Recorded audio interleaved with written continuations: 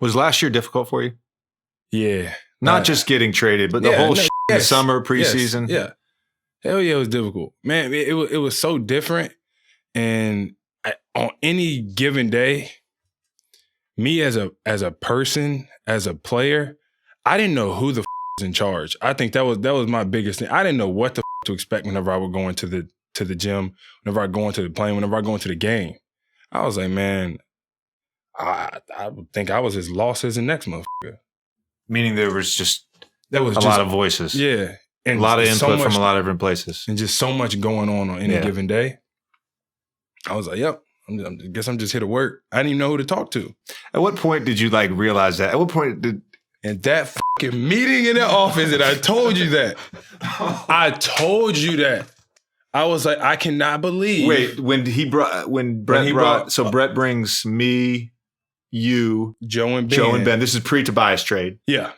Was this before or after obviously I'll tell my side of the story about what happened in Portland with you in the meeting. Yeah, that got reported. This is before or after that? I don't remember. It was before. It was before. Before we went on that West Coast trip then. Yeah, okay. It was before. And we're all sitting in there and nothing got accomplished at all.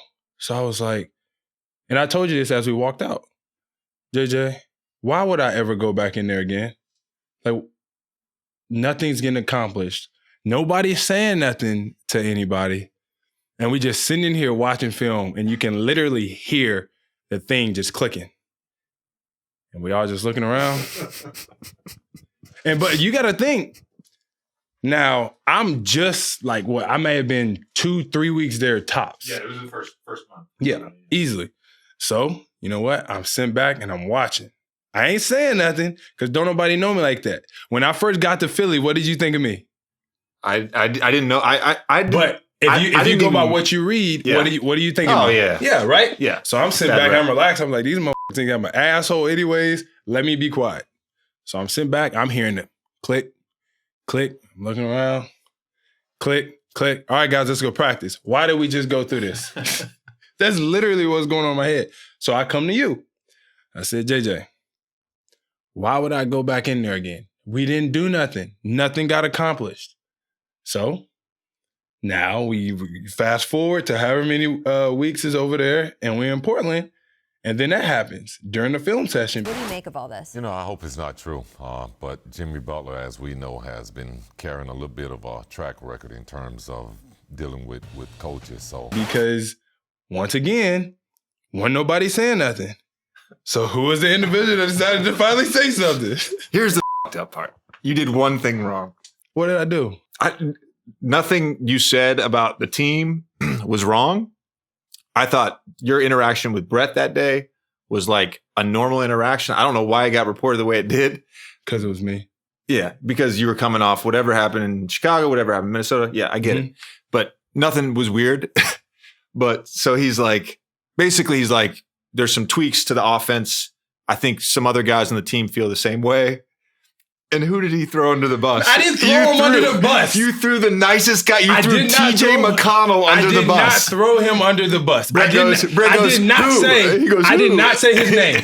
I did not say his name. Jimmy goes, TJ wants more pick and roll. I did not say that. I did not say that. This is what I did, okay? I did not say TJ. He said, who else feels the type of way about it? Now, keep in mind, everybody comes to talk to me because they know I'm not afraid to be the asshole. So, obviously, I talked to him. Brett asked a great question. Who else feels the type of way about something? All I did, I didn't hear nothing behind me. I just knew somebody was going to speak up because I had talked to about 5 people. Crickets. So I turned around and the first person I just happened to lock eyes with was TJ. So Monty goes, yo, no, for real, now's the time. TJ was like, well, I was like, TJ, man, if you don't say what you got to say, and I love TJ. I talk to TJ all the time. But I just feel like it's okay to speak your mind. Ain't nothing wrong with it. The worst thing that Brett could have said was, F you, no. And then you just go back to just being quiet. But at least you get to say what you got to say. You know how I feel about Brett. And Yeah. I love Brett and all that. And I know your relationship wasn't the same, but sure was not.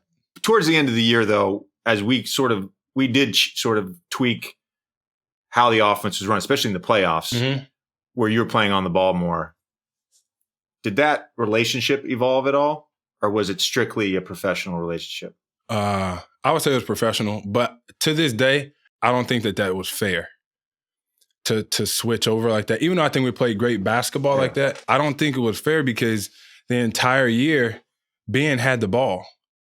The entire year, Ben had the ball. Yeah. So you mean to tell me that in one playoff series, you just switch it up like that? I would be like he was. Yeah. I would feel a type of way. Yeah. I would feel a type of way. I would think that it's fucked up to play one way the entire year and then be like, you know what? Boom, this is how we're going to do it. And I used to tell bro, I was like, bro, I think we should mix in me handling the ball a little bit. No, we do A to B. We do this. Cool. Right. Cool.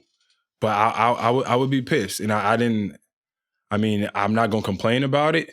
But I don't think that was the best way of doing it, in my opinion. When that Kawhi shot went in, what was going through your head? What was going through my head? A lot. A lot was going through my head, man, and I already knew how I believe it would have worked out if that shot wouldn't have went in, and we go into overtime and we win. So the shot goes in, we go back to the locker room. I'm in awe a little bit, and then after like everything settles down, the first thing that comes to my mind legit is, will I be back here? Will I have an opportunity to do this again with these guys? And to tell you the truth, I had a feeling that it would be a no. I had a feeling that it would be a no. But I would say that's the first thing that ran through my head was, yo, are we actually going to be able to run this back? And if I'm being honest, I was like, nah, it's not finna happen. That was my first thought too. Yeah. Was like, well, not my first thought.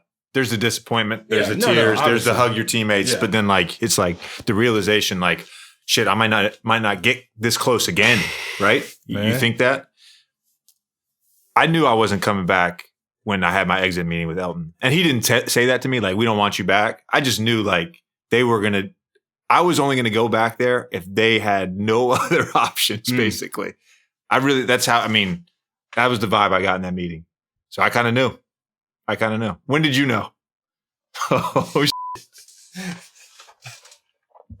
I knew I wasn't going back at one point in time. Now, before I say this sentence, do you think I'm like just that hard to work with? Am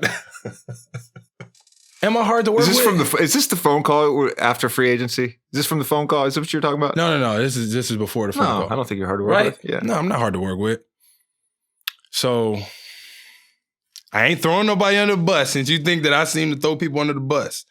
Somebody told me that a main reason that I didn't go back was because somebody asked, can you control him? Like, can you control Jimmy? If you can control Jimmy, we would think about having him back. Mm-hmm. I was like, you don't got to worry about it. Shit, can't nobody control me. For one, I ain't just out there doing no bullshit, but the fact that you trying to control a grown man, nah, I'm cool. Because I don't do nothing that's just drastically fucking stupidly crazy. I do not do that. So don't sit here and come at me with we got to try to control him. Nah, you good. Don't even worry about it. And that was my what you call it. You ain't got to worry about me coming. I'm not. If that's what y'all worried about, I think, man, good luck to y'all. If that's what y'all worried about. At what point in free agency, was this? Oh, this was before? This was early. Yeah, early. Yeah, super early. Super early. And then so you kind of knew you'd start having exploring other things. Shit, thought I was knee deep in that already. Shit, already really knew what it was. Like when I heard about Miami, we talked about it as a group, me and my family, me and my trainers and all of that stuff. It all worked out. And then obviously when the meeting came around, we sitting in there and we talking about the roster, man, talking about obviously, hey, sunshine, what everybody already knows. But the way that they just do shit, we work every single day. It's nothing drastic, but we do work. We expect you to come in here and help us win. We're not trying to lose. No, never. Yeah. Every single year, we're in it to win it now. We ain't worried about 3 years. We can't control that. And that's how I think. I think like, I don't know what the hell I'm going to do tomorrow. Yesterday's gone, but right now, I'm going to be the best version of me that I can be. And that's how Miami does it. I don't know how every other team do it. I can tell you how Chicago does it, Minnesota does it, and Philly does it. But Miami's way different than all of those teams that I just named.